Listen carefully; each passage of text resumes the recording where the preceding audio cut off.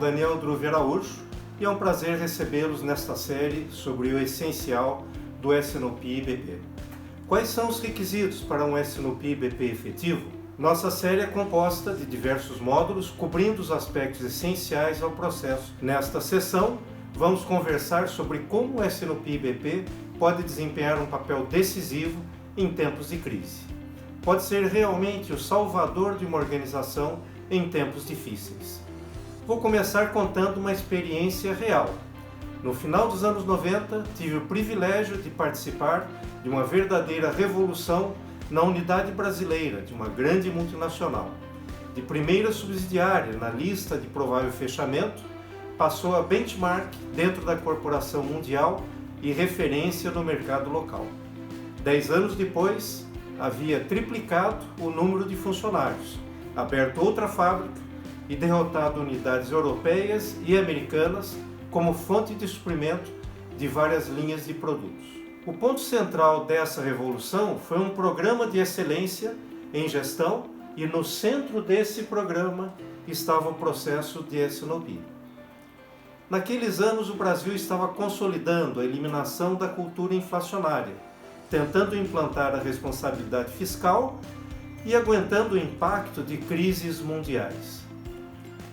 Ao analisar os benefícios da transformação ocorrida na unidade brasileira, os líderes enfatizaram que, graças ao S&OP, a adaptação às disrupções, que costumava demorar entre 6 e 8 meses, passou a ser feita em 3 a 4. Igualmente importante, a qualidade e a efetividade das medidas de adaptação aumentaram significativamente. A experiência dessa subsidiária brasileira não é um caso isolado.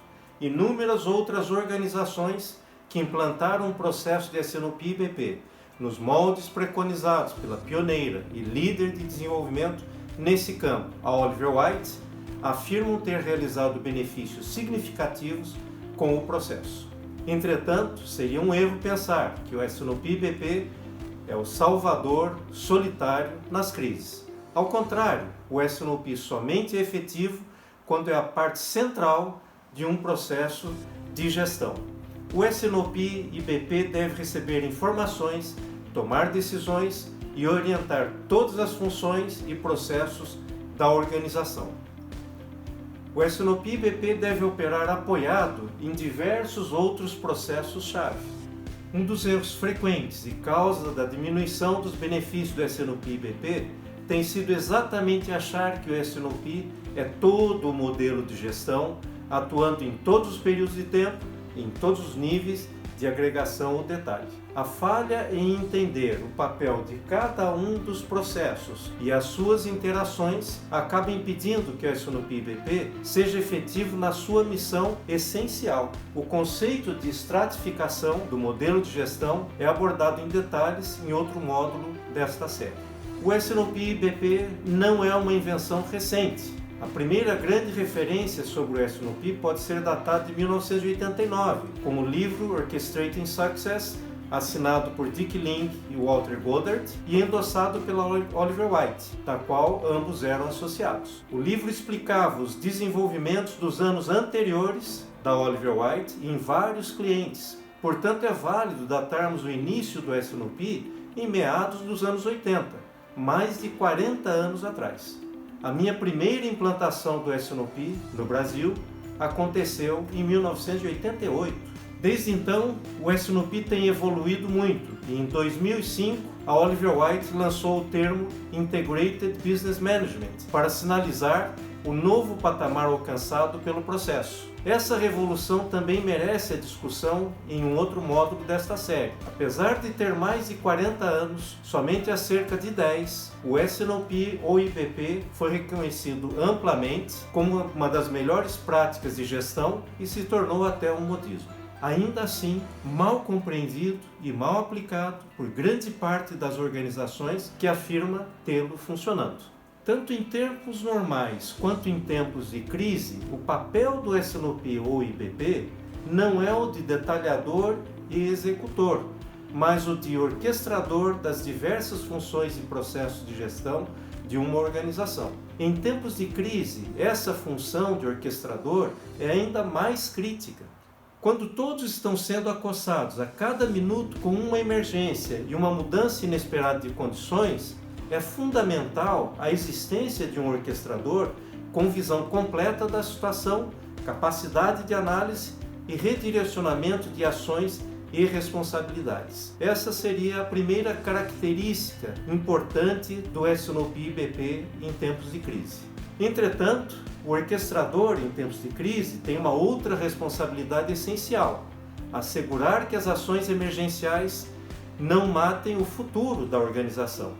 Se é fundamental sobreviver à crise, também é fundamental ter um futuro após a crise.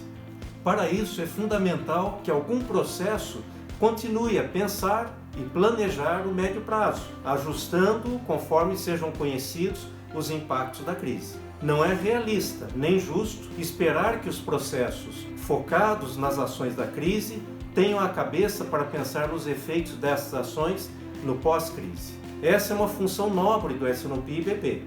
Organizações que entenderam equivocadamente o S&P/BP como o conjunto de todo o processo de gestão dificilmente terão conseguido preservar essa função crítica do S&P/BP de pensar o futuro.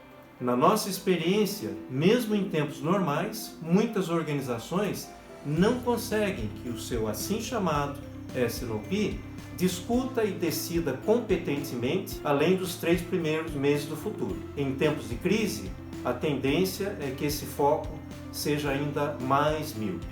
Os mesmos requisitos aplicáveis a um processo de S&P/BP em tempos normais aplicam-se a tempos de crise. Vamos recapitular os principais. O primeiro requisito é a autoridade. Embora os passos 1 a 4 da definição Oliver White para o S&P/BP sejam desenvolvidos pela gerência média e profissionais técnicos da gestão de produtos, gestão da demanda, gestão do suprimento e gestão financeira, o grande objetivo do processo é o passo 5, a revisão do negócio em nível executivo. É fundamental que os executivos ou alta direção da organização não apenas participem, mas ativamente exerçam a propriedade deste espaço. Isso dá ao processo a máxima autoridade para tomar qualquer decisão necessária. Em tempos de crise, isso ainda é mais importante, não apenas acelerando, mas assegurando a autoridade das decisões. Em segundo lugar, o fato de ter as máximas autoridades presentes não garante que as decisões sejam efetivamente tomadas. É preciso que os passos anteriores tenham coletado os dados e feito as análises apropriadas para suportar a tomada final das decisões. Para isso, a análise de cenários e alternativas, a gestão de premissas e os planos de contingência são especialmente importantes em tempo de crise, devido ao aumento da incerteza e à necessidade de agilidade e flexibilidade ante mudanças de condições. Também é necessário que os executivos, a alta direção, estejam preparados e dispostos a assumir essa responsabilidade. Em terceiro lugar, da mesma forma que um maestro que vai ensinar o violinista a tocar o violino e a flautista a tocar a flauta não conseguirá orquestrar, o processo de S&P/BP que tentar programar as atividades em detalhe e no curto prazo não conseguirá focar em decisões agregadas para um período mais à frente.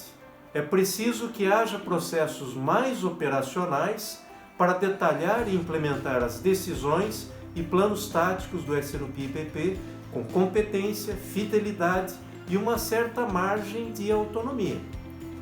Mesmo em situação de crise, o S&P/BP precisa manter-se num nível superior ao operacional e enxergar além do curto prazo.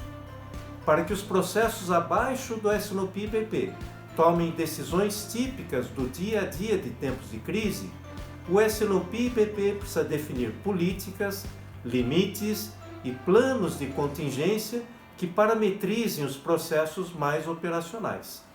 Mas não é a sua função gerenciar o dia a dia.